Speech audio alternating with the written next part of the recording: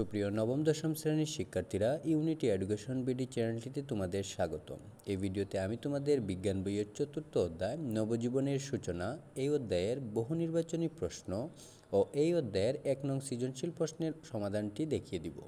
তাহলে চলো শিক্ষার্থীরা, আমরা 1 নং সৃজনশীল ও বহু নির্বাচনী প্রশ্নের সমাধানটি দেখি। বহু নির্বাচনী প্রশ্নের প্রথমে দেওয়া আছে, কোন পানিতে প্রথম জীবের উৎপত্তি হয়েছিল? এখানে উত্তর হবে গ, সমুদ্রের। 2 নম্বরে, প্রোটোভাইরাসের সৃষ্টির আগে বায়ুমণ্ডলে যে গ্যাসটি ছিল তা হলো, এখানে উত্তর হবে খ, 2, 3 অর্থাৎ হাইড্রোজেন ও নাইট্রোজেন।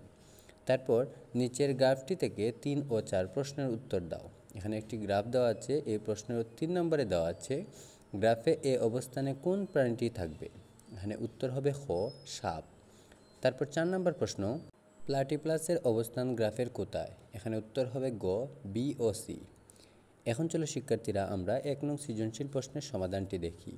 1 নং সৃজনশীল প্রশ্নের উদ্দীপক, প্রশ্ন এবং প্রশ্নের উত্তরগুলো ধাপে ধাপে দেওয়া আছে। তোমরা এই ভিডিওটি পজ করে করে এই প্রশ্নগুলোর উত্তর প্রথমে দেখে নাও, তারপর তোমাদের খাতায় এই প্রশ্নগুলোর উত্তর লিখে নাও।